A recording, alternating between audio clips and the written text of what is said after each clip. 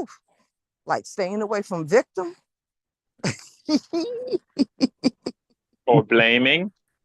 Oh, Hmm. yes, right? Or justifying.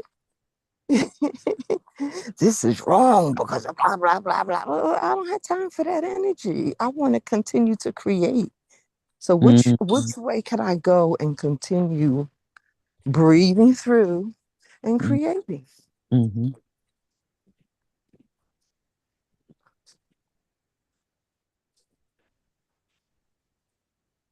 And I would say like everyone wants freedom, Mm. right? But freedom comes with 100% responsibility. Mm, does it? I think so. Responsibility to what, though? To yourself, Mm-hmm. to staying connected, Mm-hmm. to keeping And intention. You said keeping intention. Mm. Mm-hmm.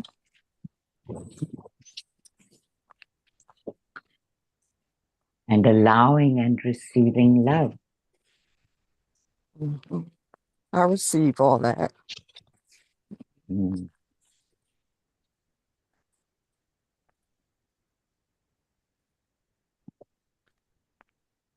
Intention of being.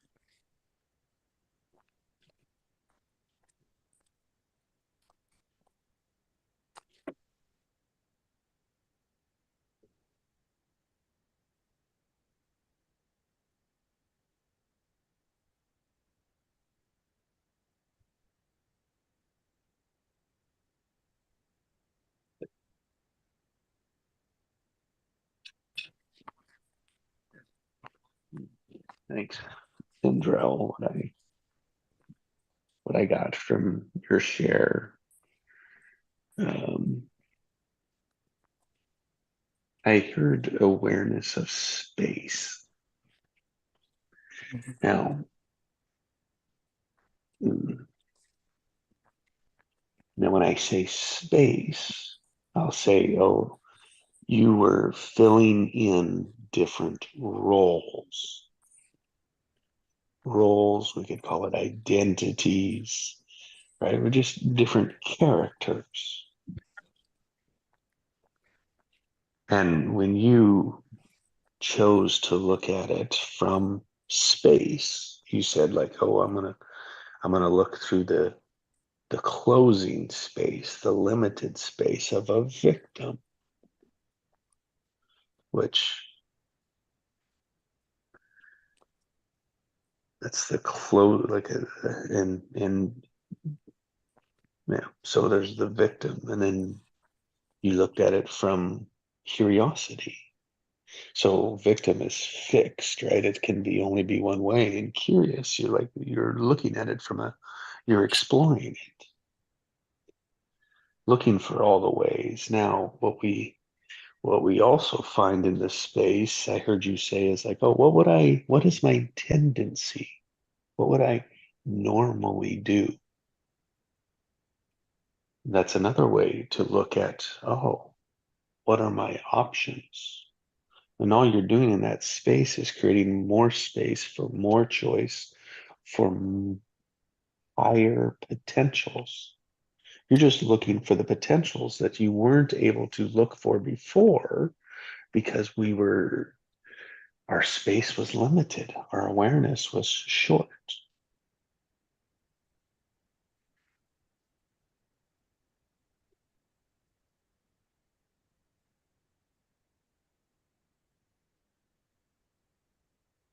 I read something that says like what two things that we as humans are looking for, right? One is a connection with our higher self, our God conscious. It's like the internal peace, love, curiosity.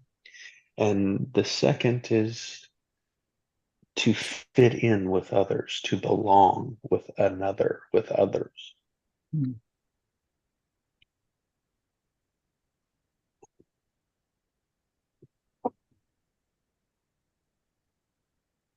Mhm.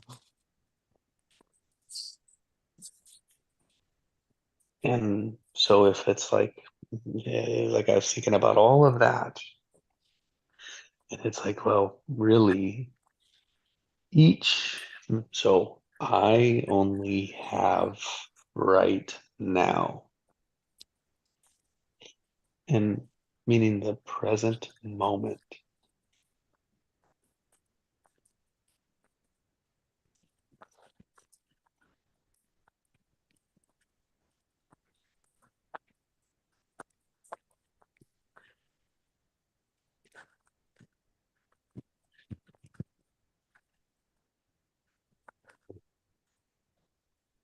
And it's that present moment becomes a space, like as it accumulates.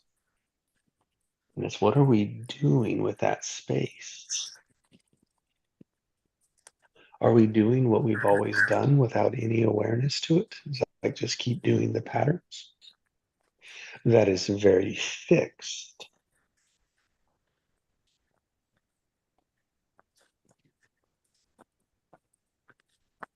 Or are we being willing, curious, like exploring, stepping into the unknown, the potential, the fear, breathing through it?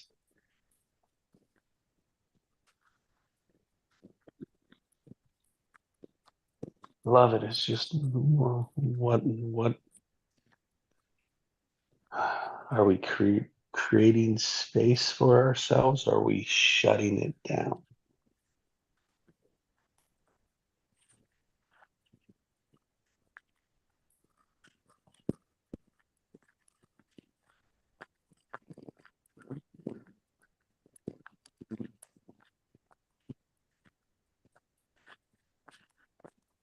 And the only way to tell is the awareness of our internal resistance to what is happening in the present moment.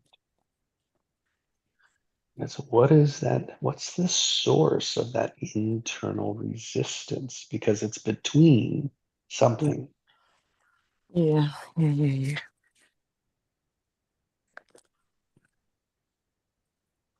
And it's that internal resistance that we've labeled a long time ago as painful, fearful, avoid, fight, like all the limited responses that we're well trained in.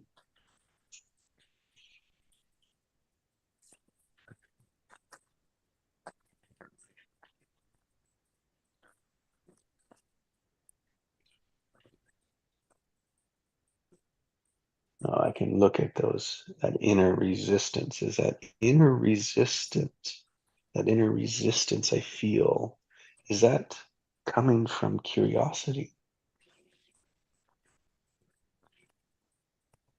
No. How could I be? Like, what do I have to be curious about?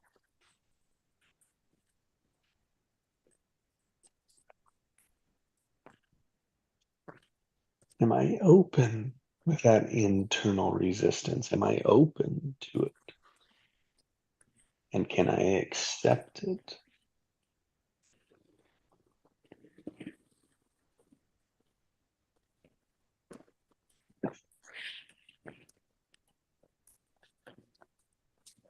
And as I come to that, I'm gonna complete my thought, and I'm gonna say, like, probably what I would rephrase my claim is that we're seeking our authentic self, an authentic relationship with ourselves, our creator, and other people.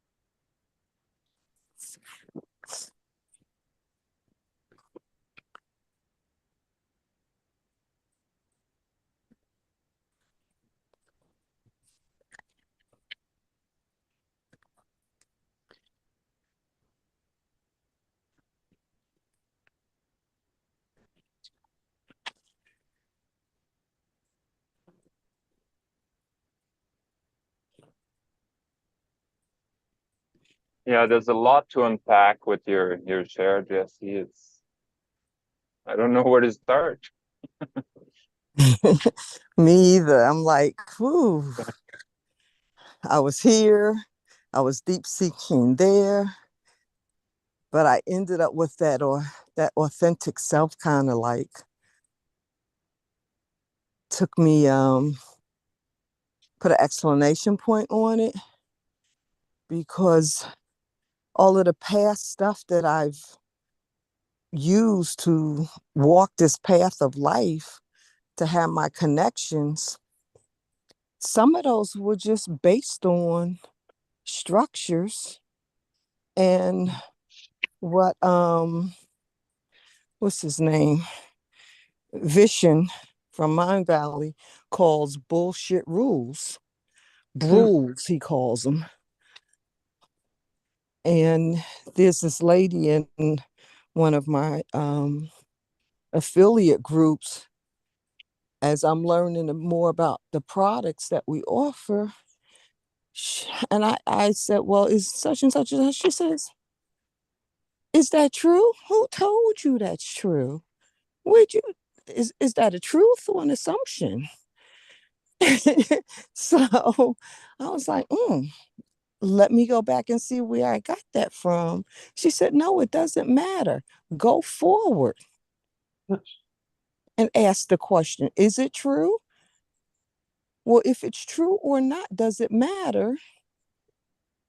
Persevere forward and you'll find out if it's true or not.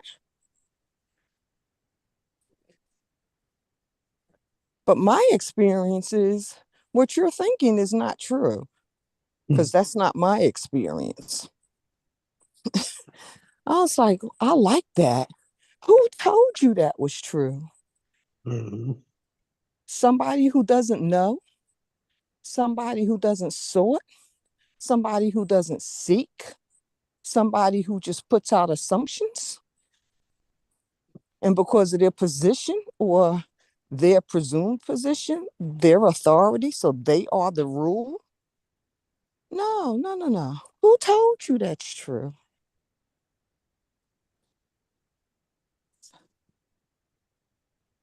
And that's how we get to, if we dare, Yes. think for ourselves. Yes, if we dare.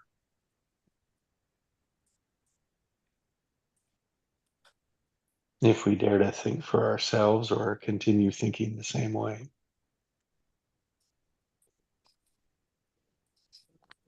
Stinking thinking, lazy thinking, no thinking, unconsciously thinking.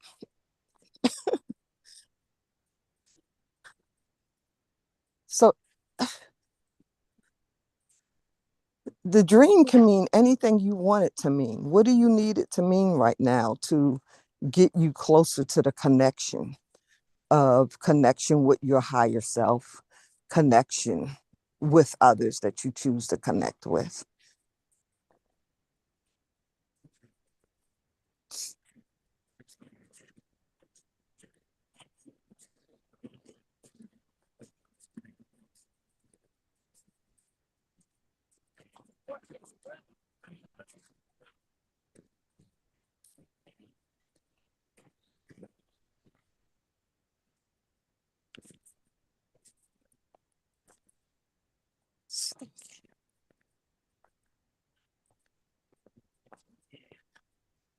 Mm.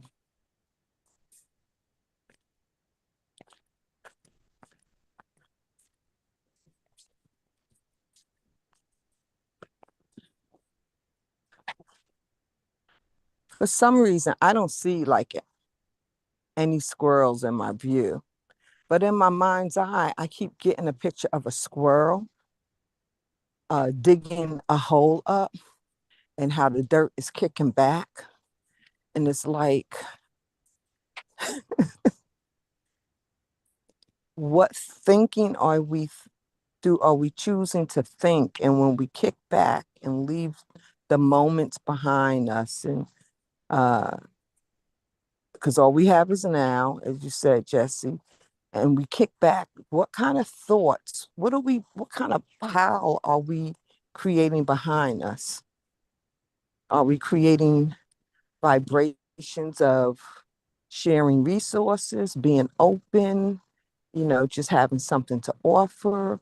Or are we dumping on people and making them feel uncomfortable in our presence or unwelcomed or judged?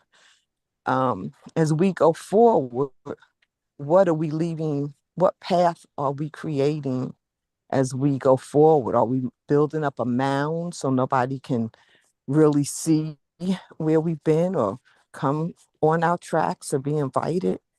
I don't know. This is just an expression of this, again, this picture of the squirrel.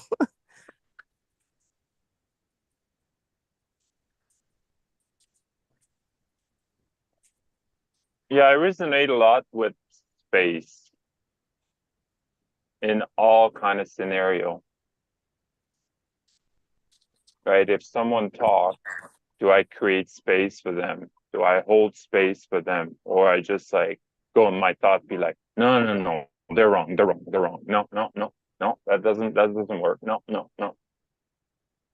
Or I just hold it. In my body, when I have restriction, do I just put a band-aid on it? When I'm curious about it, do I ask question? Why do I have pain there? And maybe it's as simple as like breathing through it. And maybe the memories will come up. Or so create space in every shape, form. Like my restriction with like drawing, right? Expressing myself, like everywhere that I feel like like there's a space that needs to be filled or create more space out of it to be able to create more. Just got kind of look into my life like that, right? Like where am I restricting myself and where that restriction's coming from?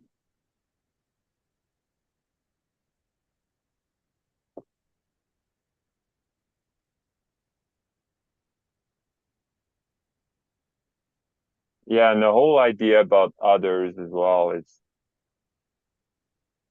starting to question, is there really others? Because we heard everything is within.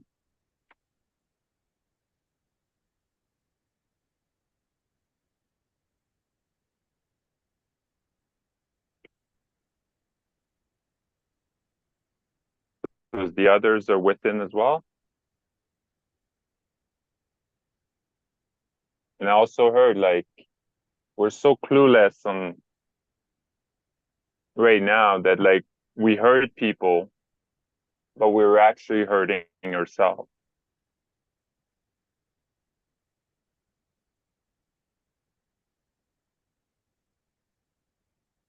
So when you're blaming someone, you're blaming yourself.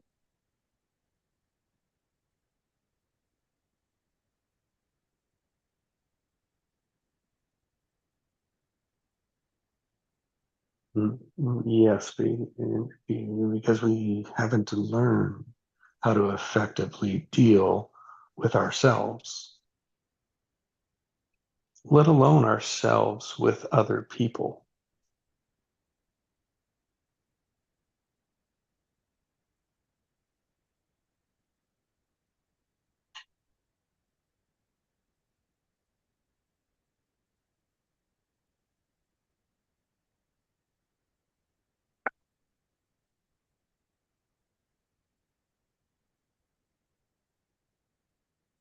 Because we all have that inner resistance. It's what we do with it.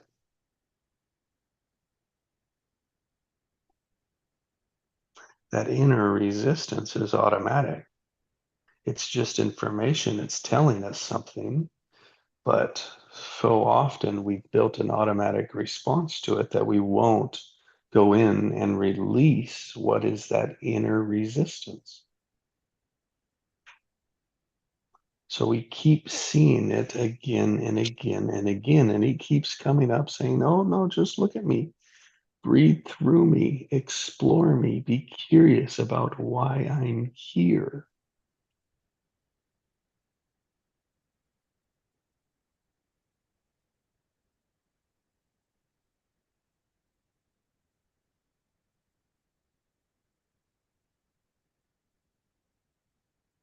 But if we judge someone, blame something, or a victim to it, right, we'll only look at it the same way, which doesn't, it becomes an unresolvable. Endless loop. Endless loop. And our lives are full of them.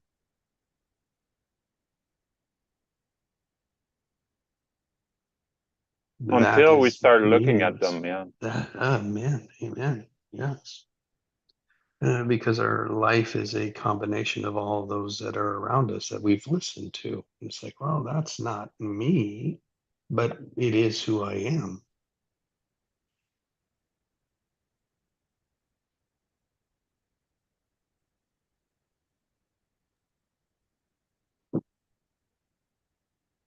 So then we ask, well, I ask the question, what is the purpose of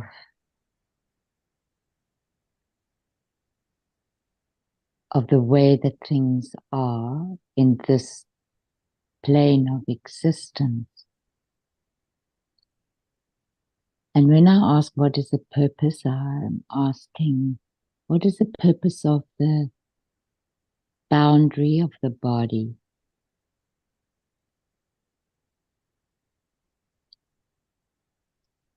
And there are many answers to that. What I hear from all the conversation this morning, which really goes deep for me, is the willingness to enter the gap between the boundary of our own body and the boundary of another's. And that is where there is no separation. So then my mind went to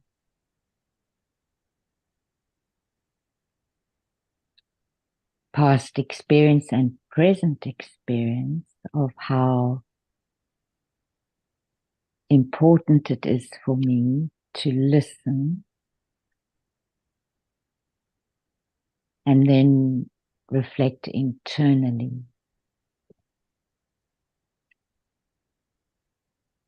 So I came up with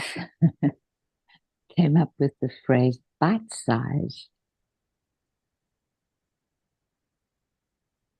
So the separation that there is to facilitate our understanding so that we can do it in small bits at first. And as we deal with that, that's when the expansion comes, and that's where the space comes.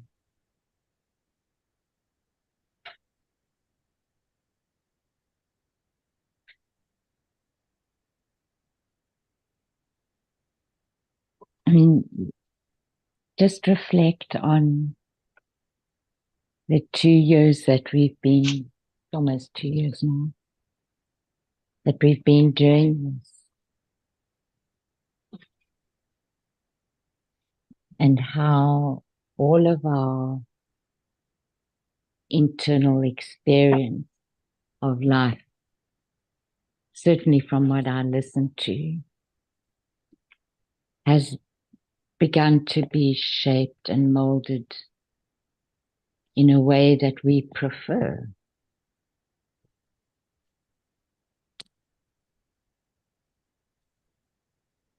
It's like there was a yearning, and there still is a yearning for more. More space, more listening, more understanding, more capacity for love, more capacity for compassion.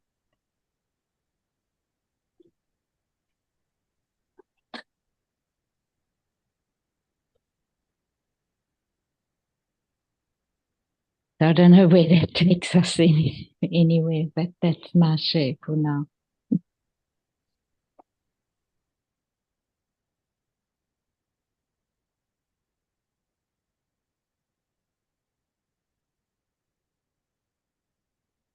You know what I connect to in that, Allison, is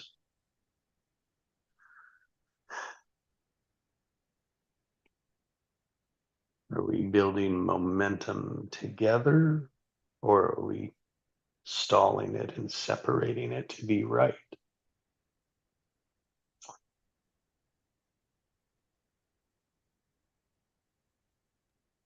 Mm. Oh, I'm missing when it was. I think it was last week. And Pascal dropped something like, I never heard it before. And when he said, we're all one.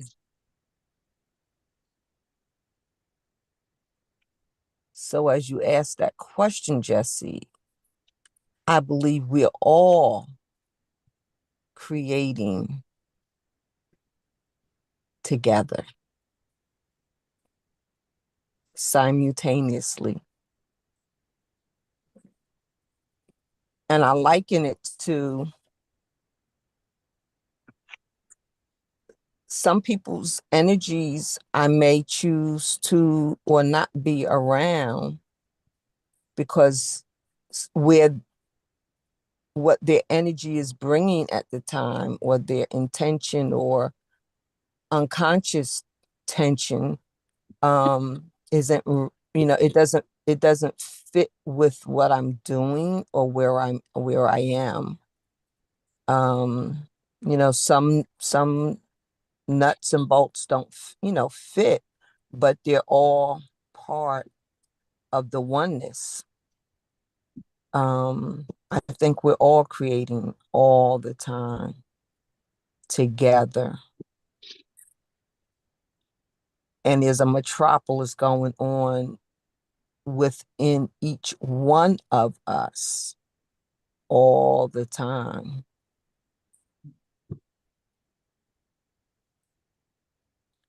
Somebody asked about, this general commentary of, are you going to vote? There's more people registered to vote. There's great populations of people who just won't vote because they say their vote doesn't count. But we all count, whether we exercise our beingness or not. We all count. I owe it to myself, like especially in the example of being a mother, to be the best I can be, because my presence count.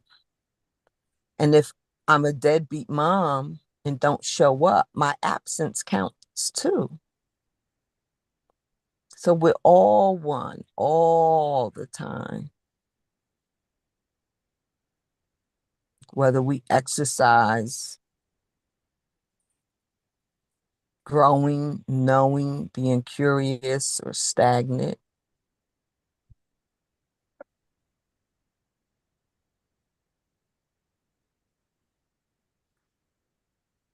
And for me, I think that's where the power of awareness.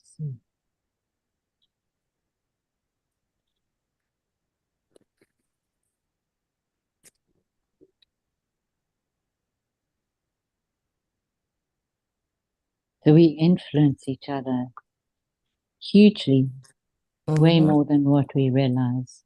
Mm-hmm. And at the same time, you can't live somebody else's life for them. True. But that's the beauty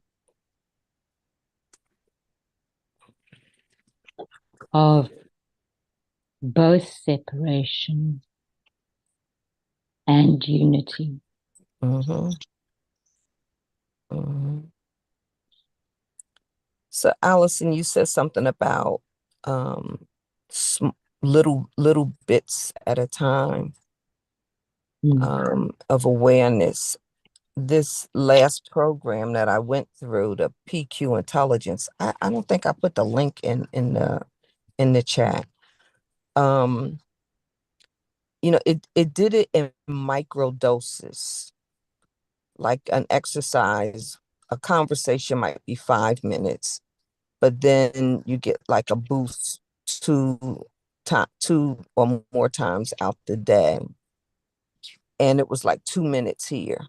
I mean, you got time for 2 minutes.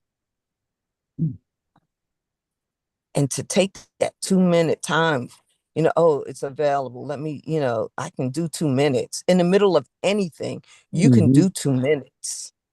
In between anything, you can do 2 minutes. You can do 3 minutes. 5 minutes you might have to like surrender something to do 5 minutes. But it's not such a surrender that, anything else would be missed of it. So I'm really finding value in these micro doses. And it's strengthening like the sage power versus the judge power.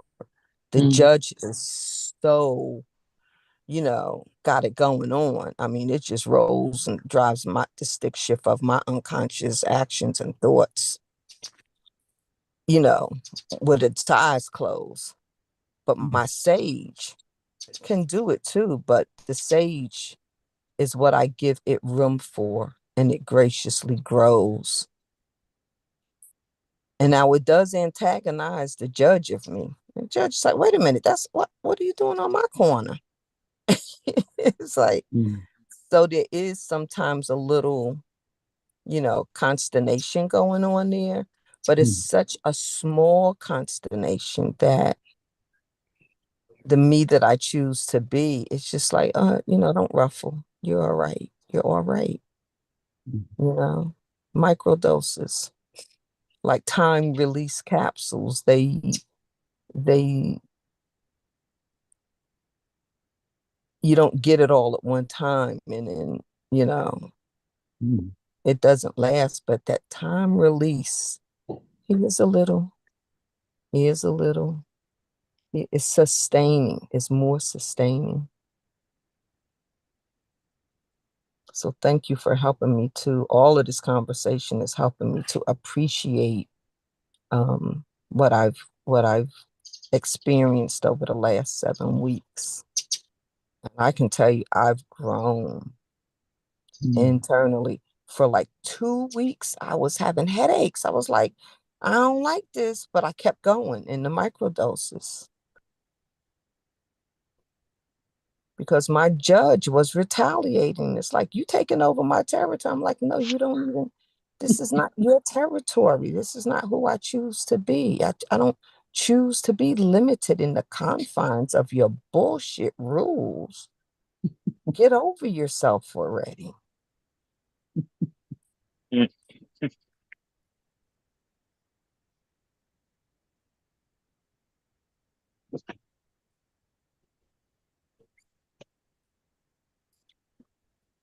So what came to me when Allison was talking about awareness, I was like, what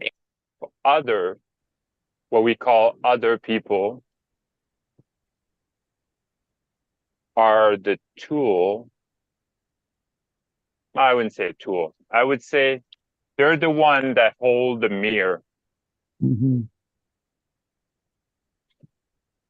for us to see who we truly are.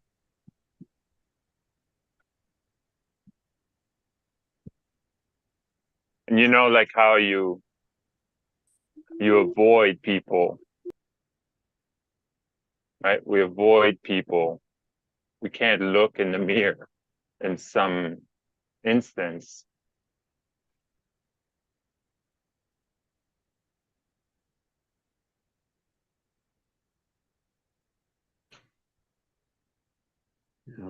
A lot of times people don't like what they see in the mirror.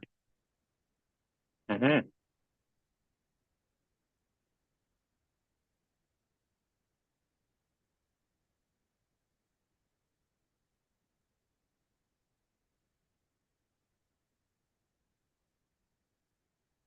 How can you have people, other, love you if you don't love yourself?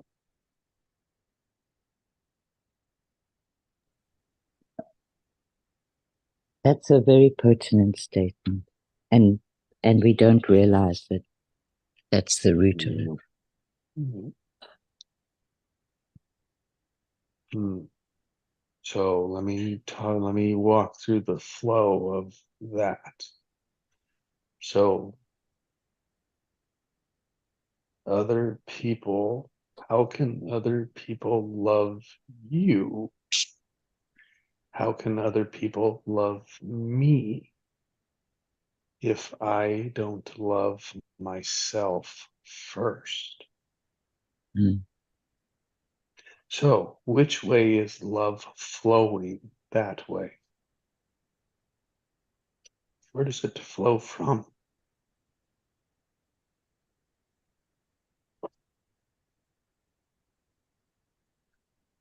What does loving myself mean?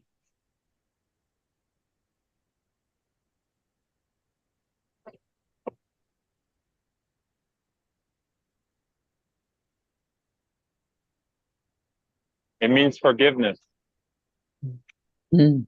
in Good all one. aspects in your life. Yeah. Well, The right, the wrong, the bad, the ugly.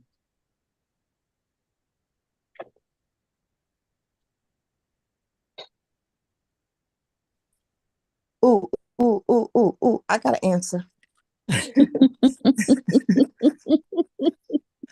is it right? Is it the right answer? I love that. I said I got a answer. I know. Is it the right answer? It's working for me right now. Yes, then. Yes, and Yeah, yes, and it's deliver. with the PQ stuff, there was a whole section in there about empathy, and I had a great awareness that while I never really was taught to love myself, like, Nope. nurtured to do that. And so there was a whole section on empathy for self, a section on empathy for others, and empathy for circumstances. Now, man, I got empathy for others like a gushing, endless fire hose. Like, wow, my heart just like goes out to people, right? I was like, wow. But when I looked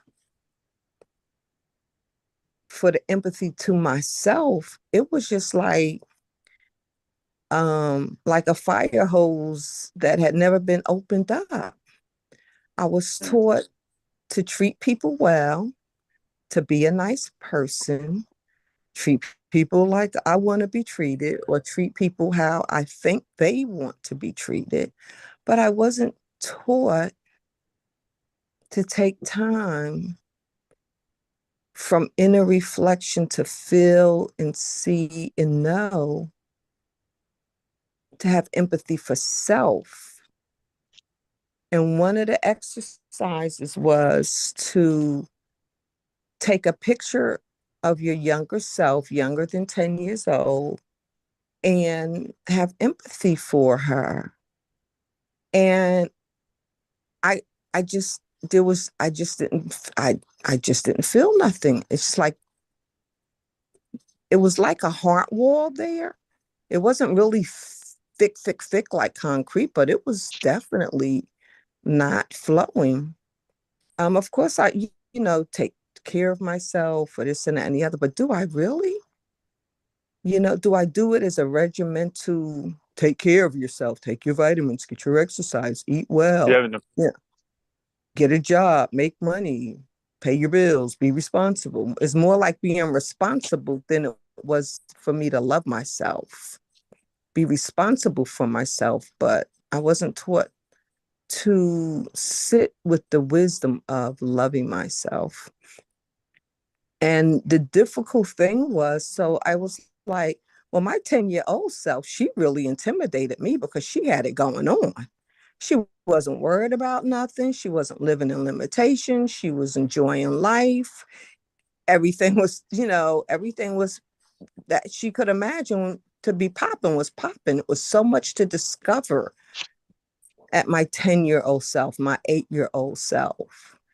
Just sassy when I want to be, brilliant as I want to be. There was no limitations, right? And so she really intimidated me. I was like, Dad, when I grow up, I want to be like her. So I had to go to a younger picture, but even still then it didn't when you pop the cork on a champagne bottle, it still didn't pop for me. And I'm sharing all of this. Maybe somebody needs their self-love to pop too. And so then my daughter came on the line and she had a baby in her arms, and the baby was so adorable, and the empathy just automatically rushed and goozed and was filled my heart, my chest, my tone, my speaking, everything changed. The goo got going. She's so sweet, blah blah blah blah. I was so open, and I caught myself, and I took that feeling and I turned it to my baby picture, and I gave that feeling to her. I had to transplant feelings that automatically gushed out for another and turn it to my baby self, 18 months old. And now what I'm doing is feeling that empathy, feeling that joy. And now I'm looking at pictures older and older and older. So I'm just back up to 8 years old now. Like, I'm loving her now. I was intimidated by my 8-year-old self, that freedom, that spunkiness.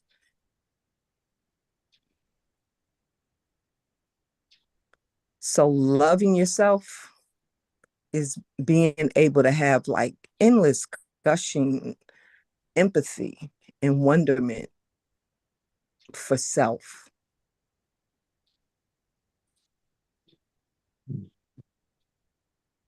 Inside alignment. Inside alignment. Mm. Mm. Good afternoon, Ian.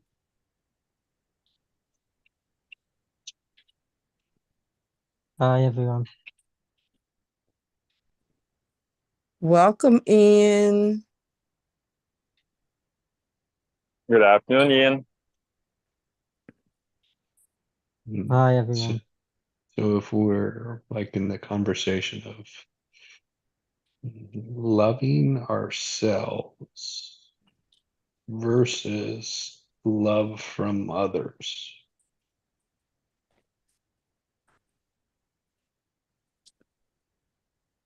how is that different? How is one resolvable? Man, it's not a good word. Yeah, maybe. Like one works and one doesn't.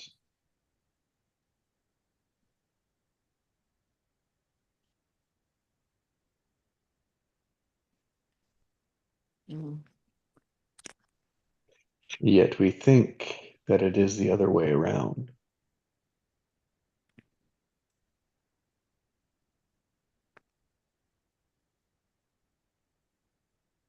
Meaning, like we are all like I used to look for the validation, the love from out there, as if it was given to me, as if I was good enough to be blessed with it, like rewarded.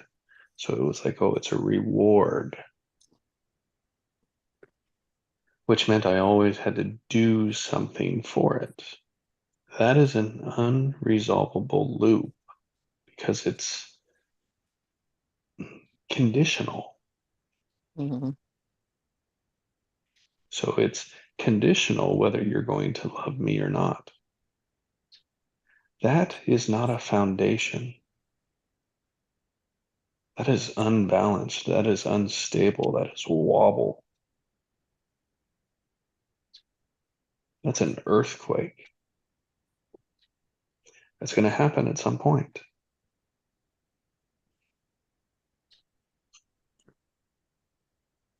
And it's like to love ourselves comes from within ourselves, comes from something beyond ourselves. And that could be inner alignment with that which we are all seeking, is to be comfortable, peaceful, joyful in our own skin most of the time.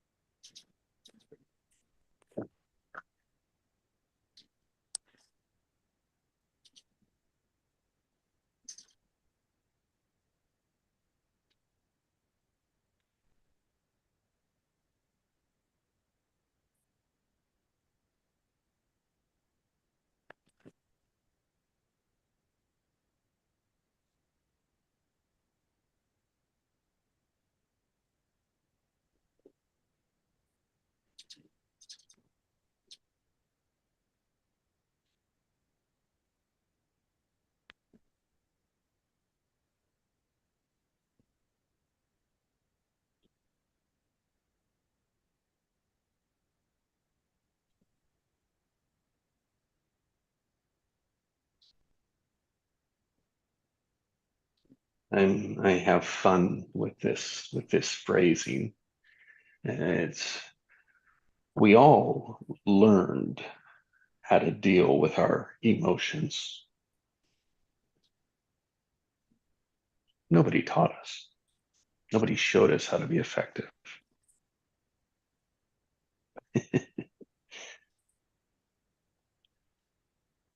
We just responded with what worked and avoided what didn't. So yes, we learned how to process our emotions, our feelings, our experiences, our realities, but nobody taught us. And maybe there's a more effective way than what we're doing.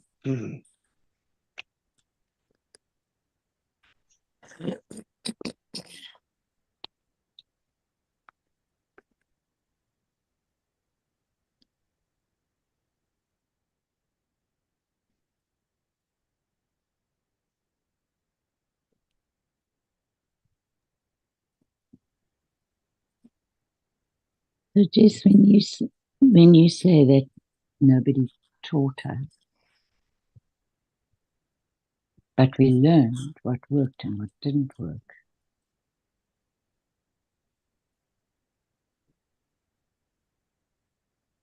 Isn't that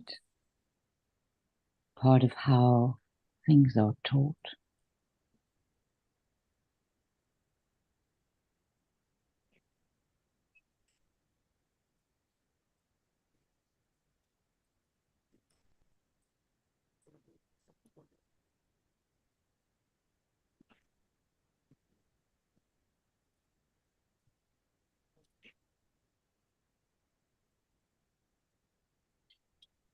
Because we learned from how other people were being.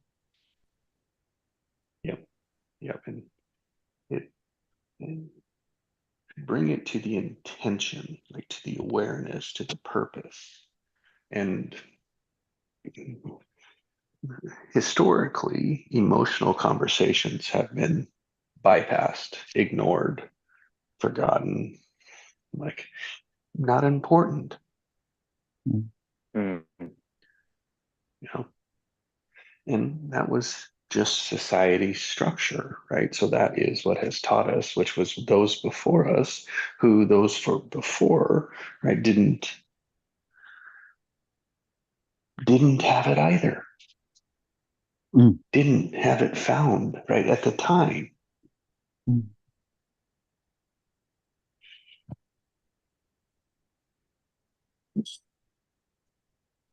We'll always cope in the moment the best we can. It's when we keep holding on to the way we've always done it.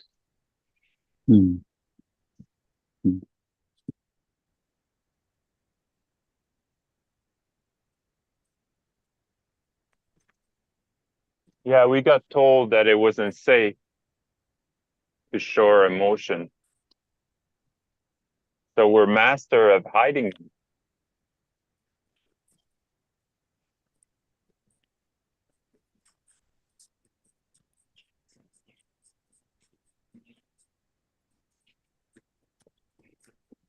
And I'm grateful I got this awareness now, so I don't repeat the same thing as my parents did.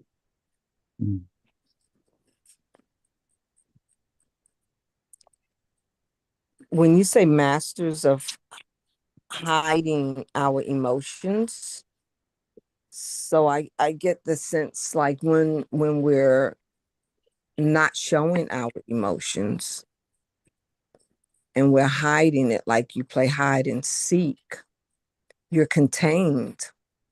And so after a while, you just kind of learn to allow your emotions to be invisible from you.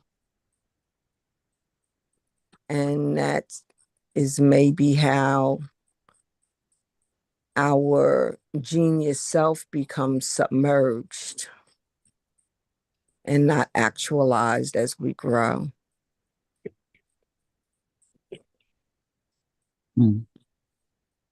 Yeah, and I would add to that, imagine a baby that's crying.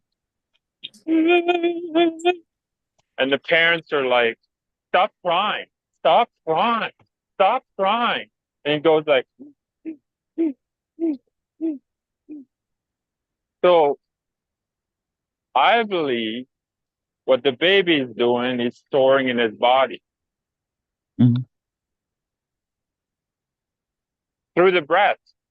As much as you can release the breath with big exhalation, when you're taking just like the way a lot of people are breathing these days, they breathe from their chest, shallow breathing. So they're storing emotion, just like the baby did.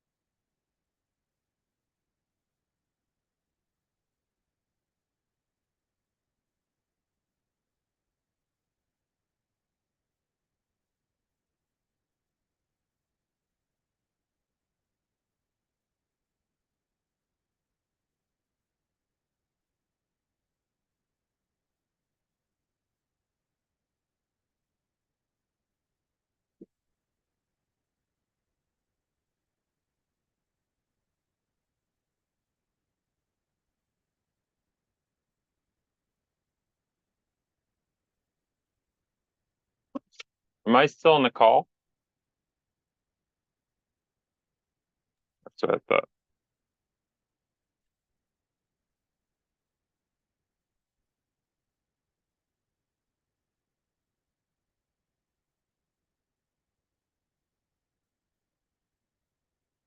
You just can hear me? I can hear you. Oh, okay. Yeah. I'm thinking about how we, you know, Don't I'm think. thinking about, don't think. I'm imagining comforting the child, and the words are so potent. The difference between saying stop crying or, you know, holding them and patting them and saying it's going to be all right. The difference between those two responses, and I will be aware in comforting someone of, to not say stop. I don't know if you guys go to like some of these churches where people get what they call a Holy Ghost. They get the spirit, they get the shouting and all of that.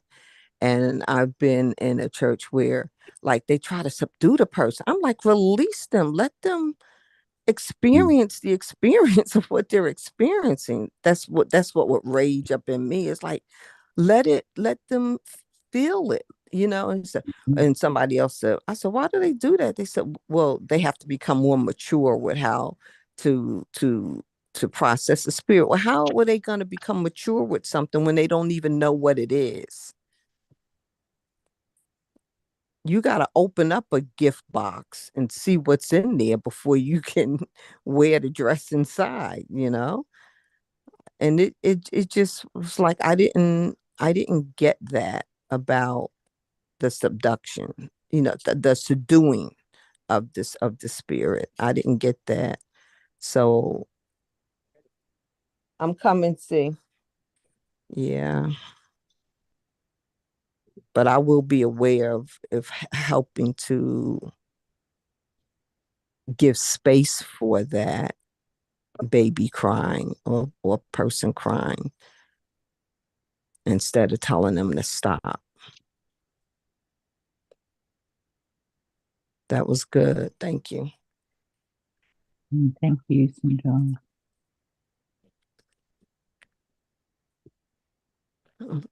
Let me go. Just to, I have to yeah, go, just to be guys. aware of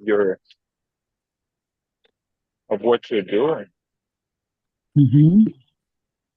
Like even yesterday, you know, I cry and cry and cry, and I didn't say like stop crying, but then you try to give him everything he wants, and like you think like all his need is fulfilled. He's in your arms too, like what else can I do, right? And then you you feel that frustration building up because like it's ongoing, right? And you're like, ugh.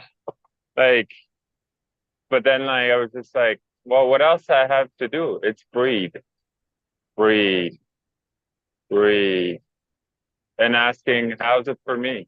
How's it for me? Mm.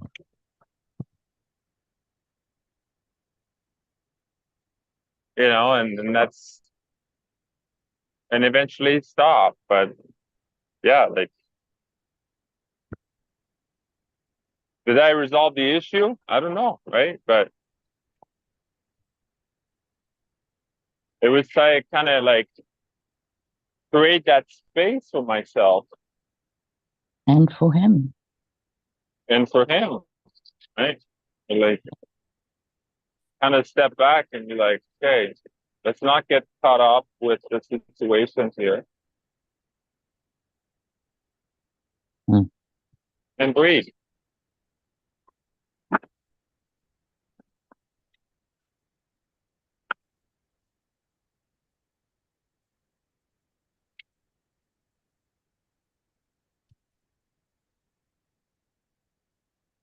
Giving space. Loving space.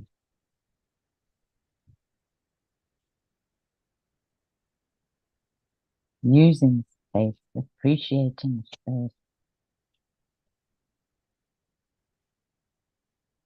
Being curious about space.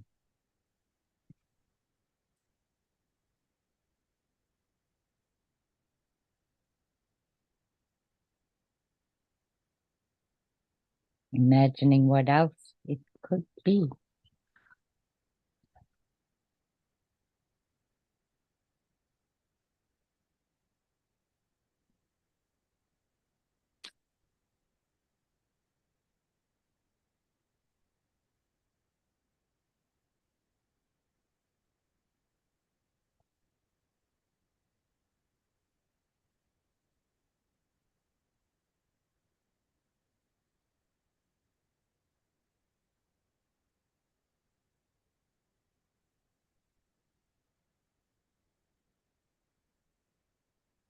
Allowing for the momentum.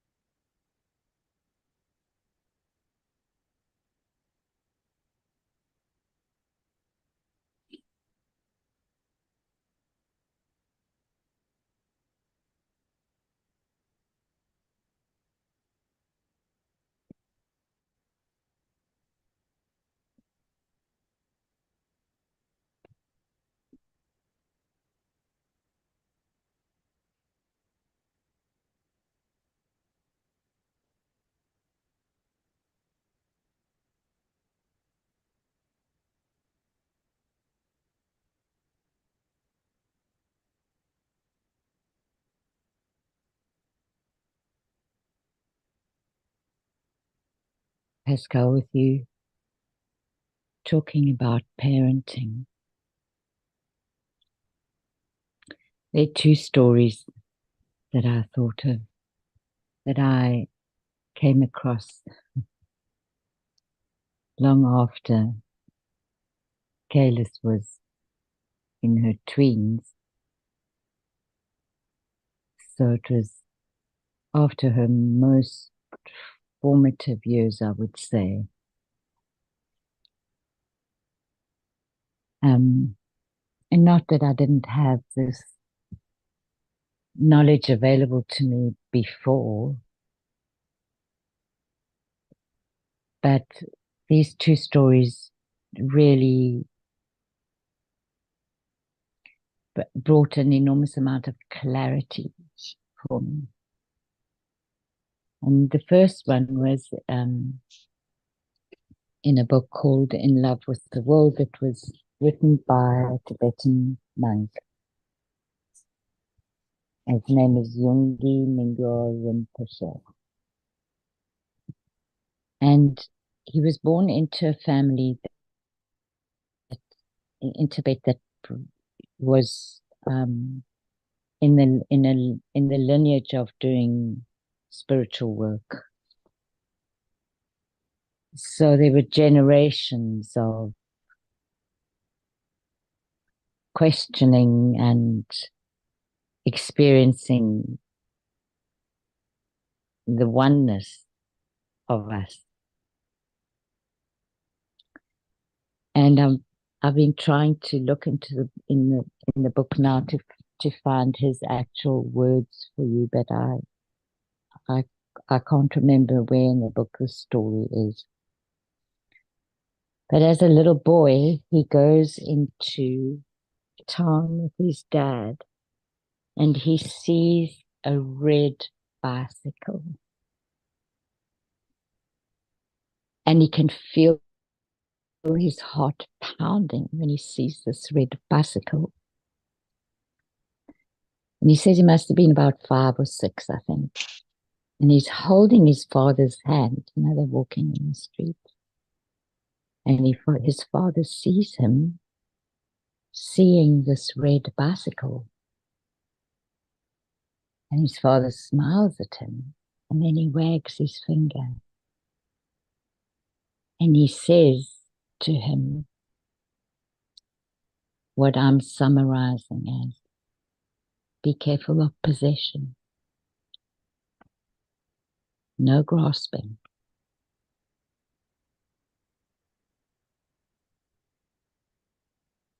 And I mean, can you imagine being brought up in a family where everybody is watching how they relate to things of beauty, to hold the appreciation for the beauty of the thing, and not to fall into the trap of possession?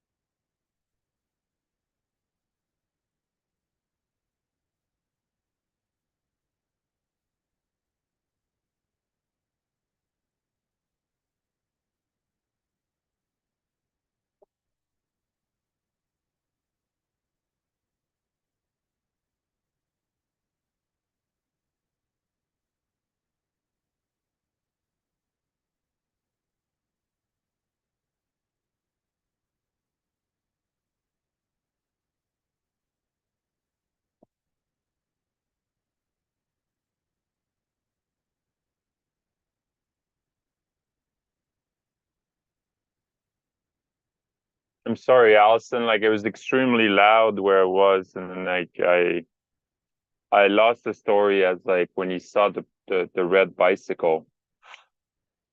Could you repeat that for me?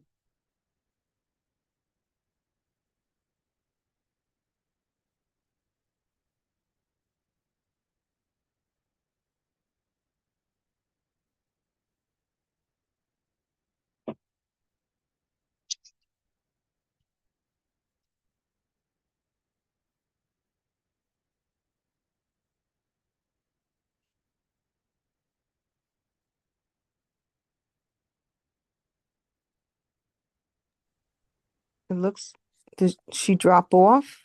Did we lose connection? I guess. Yeah, I don't see her on. No. Fortunate.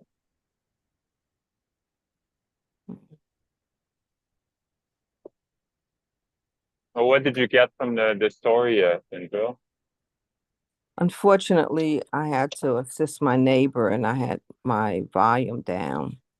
Oh, So I want to hear about this red bicycle. yeah, it's the little boy that saw a red bicycle, and then I had two cars that wanted to get out, and then like I was blocking them with the truck, and this truck is pretty loud when you're outside, so Hmm. I had a hard time to hear. So I think, boy, I asked her to repeat that.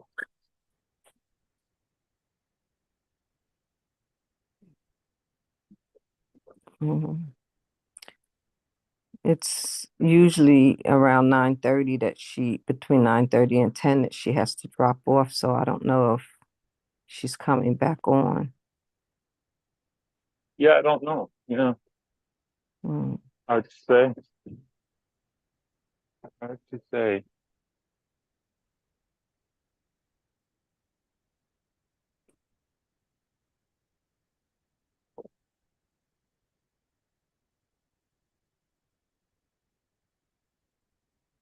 Has anybody else heard the story?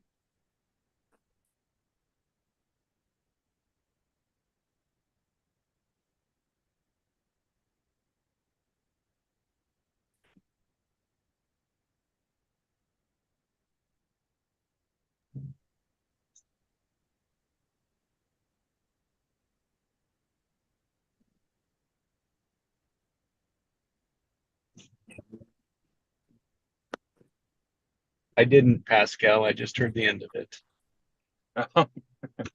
You get the end of it? And the last few words, that's when I came back in. She was Oh, just finishing it. gotcha. Oh. Was she reading the story? Like sometimes. No, no, she wasn't reading a story. She was just it was from a book though, Mhm. but she was paraphrasing it.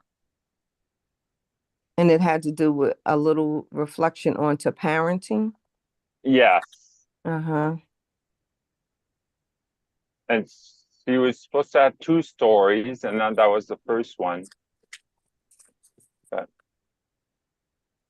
Come back, Allison. yeah.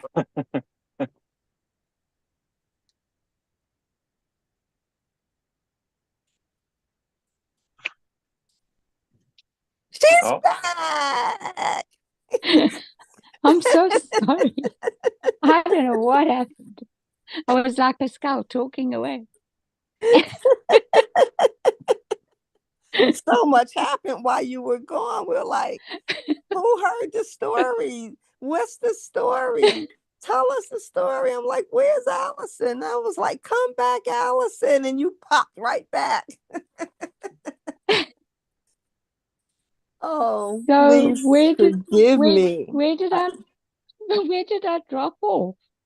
Well, you started telling the story related to parenting. And from what I got I had to step away for a moment, and Pascal's alluded that maybe you had two stories. So we Yes. want to know, just start. Can you start at the top and tell us the story? I'm listening. I'm here. Okay. So, but did you hear the first story or no? No. Oh God. I'm so sorry, guys. Okay, so the first story is about the red bicycle, Yes. and that is shared in an autobiography of a Tibetan monk. And he goes downtown with his dad. He's about 5 or 6, and he sees the red bicycle in the window, and he feels his heart beginning to pound. And his father's holding his hand. now often, what I've been told is that often Turkish parents and Tibetan parents, when they are walking with their children, they hold the left hand at the wrist. And the reason for that is that they can feel the pulse the most easily like it. It's interesting, right? Mm. So his dad sees him looking at the red bicycle and he smiles at him and he wags his finger. And I'm summarizing now because I couldn't find the section in the book. And he says to him, no possession, no grasping. The implication is beautiful red bicycle, beautiful. Don't desire it. It's outside of you. That's not something to spend your energy on. Mm.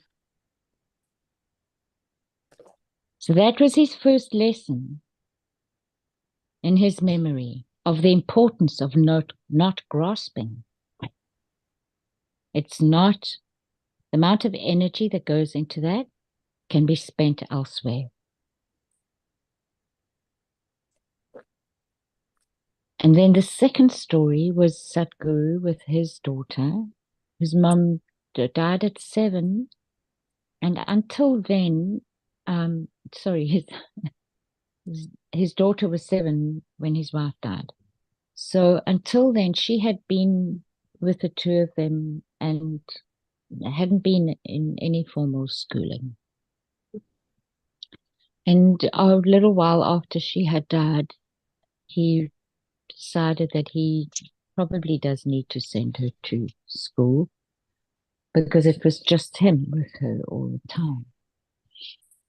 And so there were 2 stories with that. The first one was when they were traveling from village to village, she was allowed, people played with her, right? And then he found out that some of the older kids were starting to try and teach her things like the times tables and stuff like that. And he said, no teaching, only play. No teaching, only play. So that was one. The second one was after she'd gone to school, there was a situation at school that she was unhappy about, and she came home and told him about it. And he said to her, don't look down on anything and don't look up at anything. Always look at things as you can see them, just for what they are.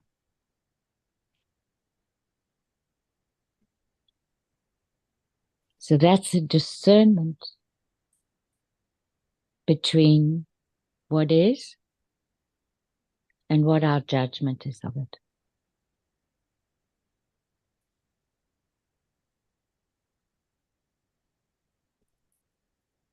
Okay, I got questions. Mm. So the last one I feel a resonance with. No real question, but great to muse with. But when the father tells the son over the red bicycle, Mm. And I thought it unique that they held them by the wrist to feel the pulse.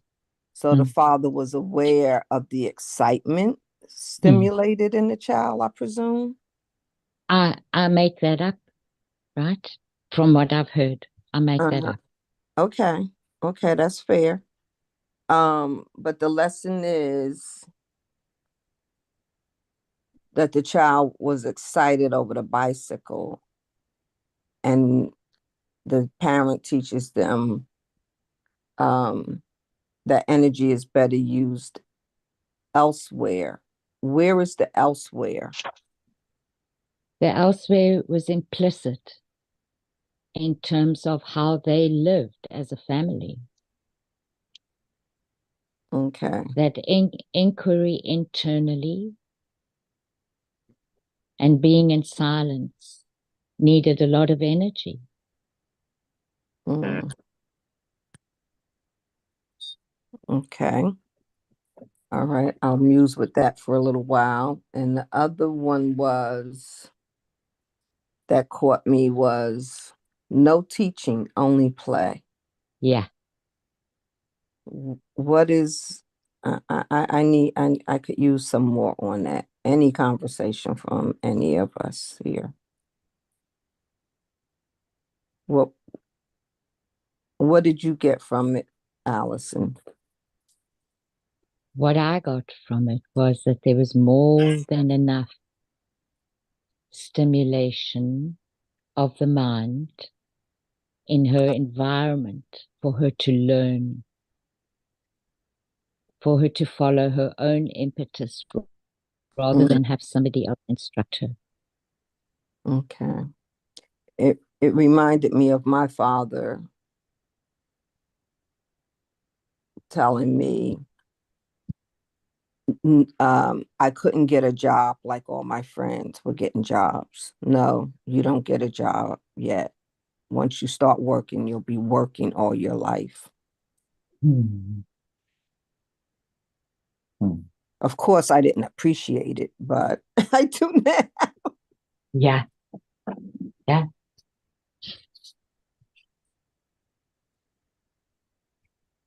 Yeah.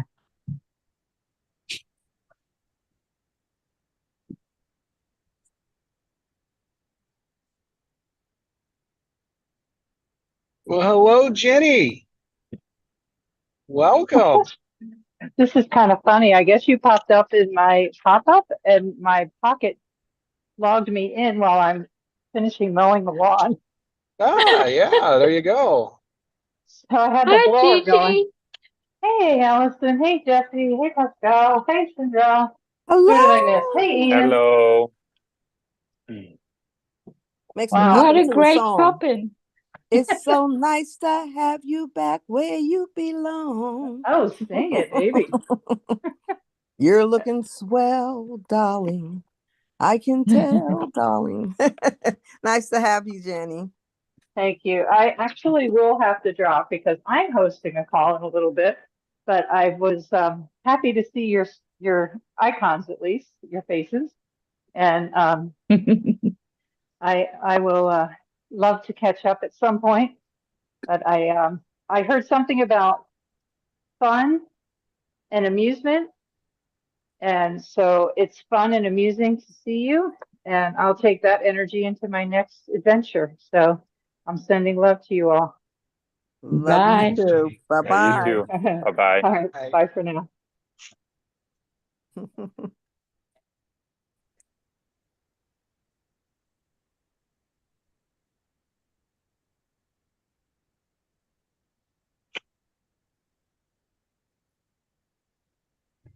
So I'm about to go and do some things. On my laptop, I have a little line because I experience what could be called anxiety. And I and I've realized through the PQ work that it comes from like a hypervigilant characteristic. And while I'm here doing what I'm doing, I'm already escalating the end and all the work it takes to get to the possible end. And that makes me frustrated with where I am. But it doesn't matter if I'm frustrated or if I get deterred or if I get distracted. I stay focused and I burrow through all of those intergalactic emotional mind frames to I'm doing this, I'm getting this done today. It's like a forced finish. And so I've been playing with this little line. It says, from my sage self, How can I detach from the outcome and make the journey more compelling? So, how sounds can good. I detach from the outcome and make the journey more compelling? So, thank you for the play part on the father saying, "Don't teach, just play." Because this statement helps me to play with the energies and the elements that are engaging in the day of my work. Have a great day, Sindrell. You all have a wonderful day. Bye, Sindrell. Bye Thank you. Have bye. a great day, everyone. Thank you. you. Yeah. Bye, all. See you next Bye time. bye, everybody.